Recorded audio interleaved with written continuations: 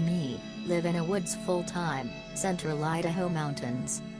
Community is 11 miles off a dead-end highway, on a gravel road comprised of 16 recreation cabins used sporadically all year long, but only 5 full-time residents.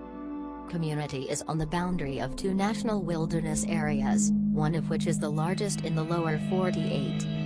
Community is surrounded by millions of acres of national forest land with no services of any kind.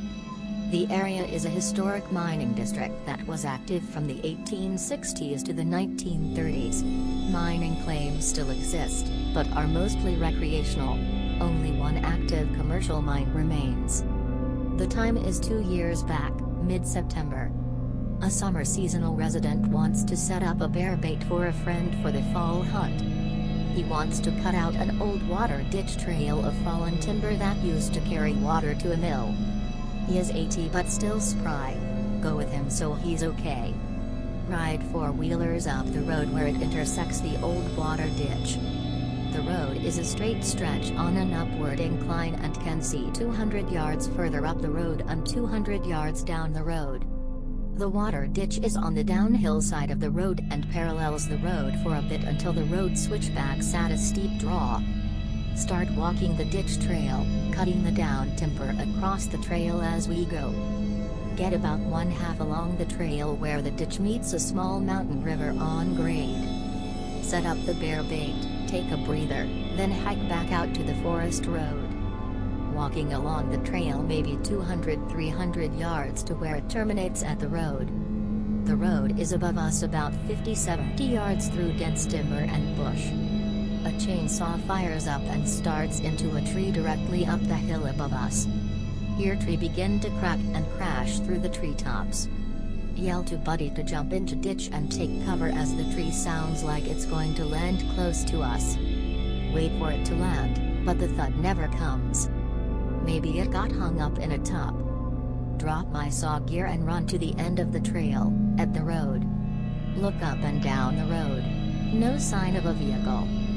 Never heard a vehicle start up, no more chainsaw noise. Buddy makes it to the road. Tell him nobody is here. Who would cut down a standing tree and just leave? Buddy decides to go back towards the cabins to see if they went that way. I go further up the mountain for 5 miles to see if they went that way. No turnoffs in either direction. Hauling ass on my 4-wheeler on a poorly maintained forest road up the hill.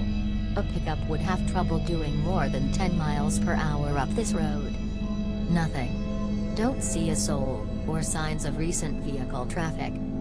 Meet Buddy back at trailhead and he says he didn't bump into anyone either. His wife was out tending horses and she didn't see anyone drive out the road we were on. WTF. Walk along the road checking the uphill and downhill sides looking for a newly cut tree. Nothing in the tops, no sawdust, no new stump. Actually grid the hillside between the road and trail. Buddy goes back to where we were on the trail and hoots for an audio reference. I hoot back and he guides me to where we heard the saw. Search the area ... and nothing. Get the tingles and a strong desire to leave. Approximately 3 weeks later, a production assistant for the Gold Rush TV show for no reason bolts down the hill after filming and goes missing in the same hillside we were. He's never found and becomes a missing 411 statistic.